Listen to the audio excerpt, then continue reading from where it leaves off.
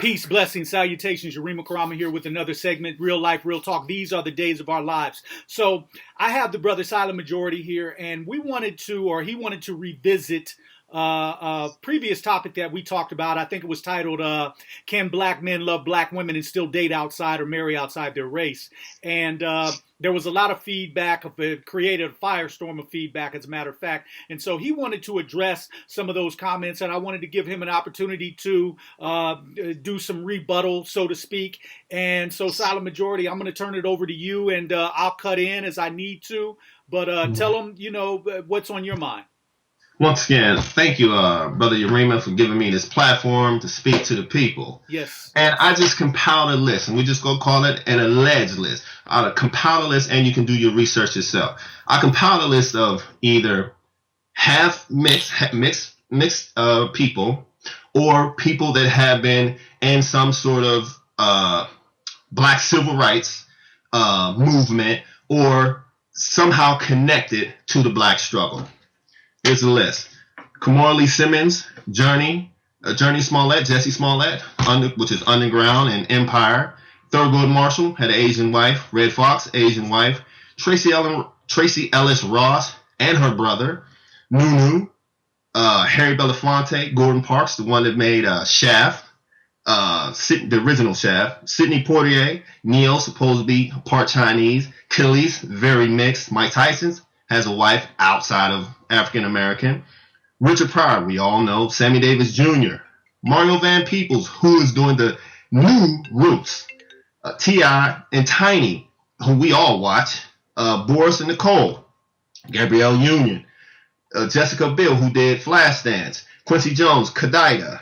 Derek Jeter. Alicia Keys. Sharon Lill, that sister from Why Did I Get Married? Who was Tyler Perry's wife. Janae Cole, Iman, she was married to David Bowie. A. Marie, Drake, J. Cole, Kendrick, his girlfriend's either Mexican or Middle Eastern. Nicole Murphy, Halle Berry, Lisa Wu, we all know Lisa Wu. Angela Yee, Granny Hill Tamia, Tia and Tamara, Khalil Khan, who was the boyfriend of Tracy on Girlfriends, and he was a light-skinned dude in Juice that Tupac shot. Okay, Malcolm X had a Japanese assistant that helped him with his struggle. Black Panthers connected with the Vietnamese, and I believe it's the Vietnamese or the Koreans during their struggle. Your black president is mixed, okay? His assistant, Valerie Jarrett, is mixed. You understand? Colin Powell. I'm saying this to say that it happens. This is all alleged. Now, Prince, my man, just passed away, never married a black woman. Now, I'm saying this to say, black people, it happens. It happens. All I'm saying is we got to look at a different picture sometimes. It's like this happens all the time. Now, and I'm going to move on from that. Now, to the sisters, I just want to say, I don't dislike you. I don't know I don't know how that even got mixed up. And when I spoke of bed wench, what I mean was, if you're bringing these men in outside of us, you're bringing these men in and you're saying, and you're just offering them good loving, and you're never telling them to understand my struggle, then all they know is that word. All they know is those words, okay? Because they are wired from way back. When they counted you as those words. They didn't count you as sisters, black women, queens. No, they counted you as that word. So if you're just laying down with them, then that's what they see and that's what they think. No different. But it's no disrespect. And I'm not Stephen A. Smith. I'm sorry if I have offended any of you sisters, because it wasn't like that. I was on one at the point, but at that time, it's not like that. Not even close. Because I see sisters in a positive light, okay? Whether you say I love you or don't love you, that's nonsense. I see sisters in a positive light. I think they're strong. I think they're courageous, very resilient, okay? They're nurturing. Come on now. And if you put them up to anybody on intelligence, come on. We ain't even got to talk about that, okay? Moving on. Now, I got to get at you pro black brothers. Knock it off. Now I'm a black man, so I can talk to y'all. When y'all guys are out there, and I hate to say it, but I'm gonna say it, 70% of you, man, let me keep it. 70% of you ain't turning down nothing but your collar. Get out of here, man. Who you talking to? 10% of you are fruity. That leaves the sisters only 20% of good dudes. So come on, man. You giving them slim pickings. And I know this, and I can speak to this because I'm a black man. Now, you go out here, and I can say this, and this is how I'm gonna break it down. You got 10,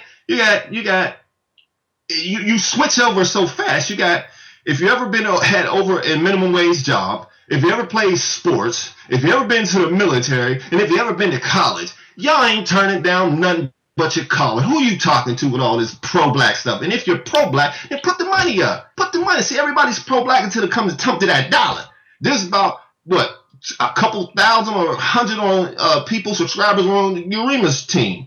Over in Dr. Boyce, it's about 120 some odd thousand. Well, let's put up a dollar on for every person.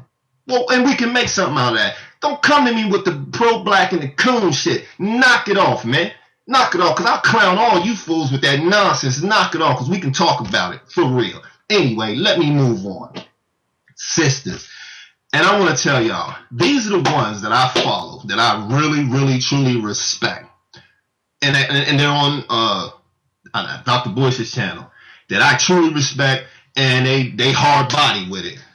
Amuna Azriel, she tells you the slave stories. Follow her, or as Urima says, connect with her.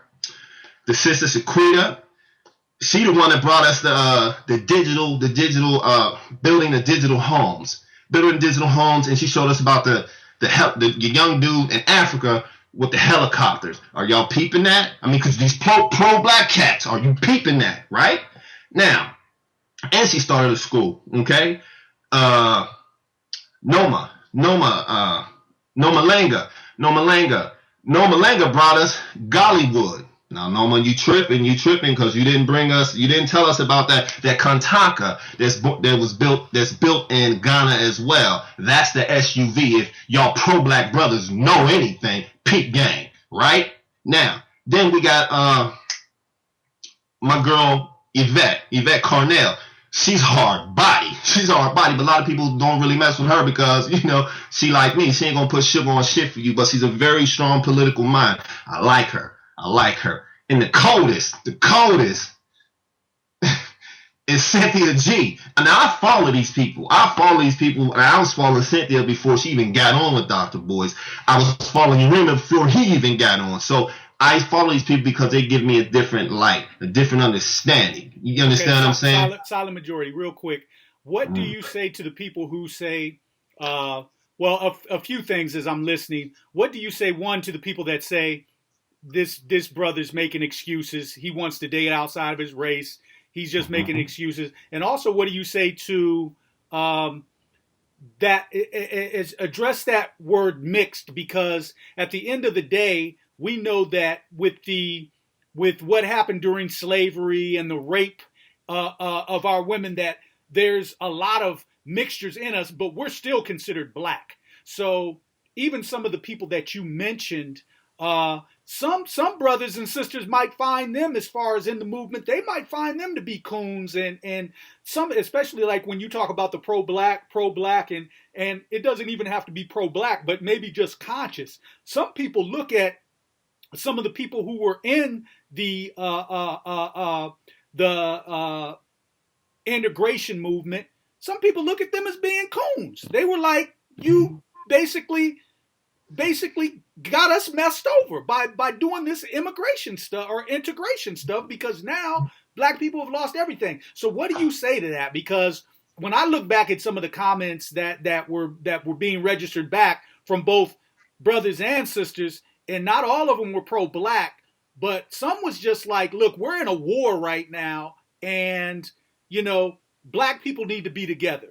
We need to be together, and we need to be stronger, and it's hard for us to do that when we go outside of our race. And some made the statement that others are not going to be able to provide us assistance.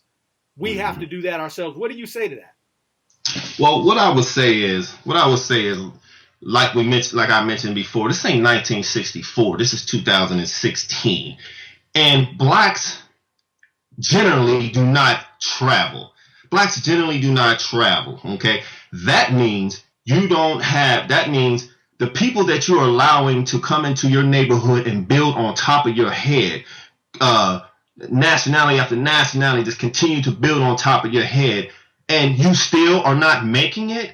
Well, how come you don't make those people your allies? If you're not traveling, then you're not able to build international allies. So therefore, you need domestic allies. So without domestic allies, how are you going to make it? Now, we can sit up here and we can talk all day about black this, black that. But if we're so black, who else is going to, if we're so black looking at this new generation, they're okay patroning the white people. They're okay patroning that type of business. They're not going to come to you. They'll say, okay, I'll stay over here. And then the ones that's wholeheartedly about black, okay, fine. But in order for you to scale on a grand scale, you have to tap into the market that's already available to you, which is domestic. Because again, we do not travel. So when you got the Indians coming in, the Middle Easterns coming in, the Asians coming in, why are you letting them come into your community and build on top of you? Pull their coat and say, hey, give me some of that knowledge. Give me some of your insight. Put me up on game, or get out.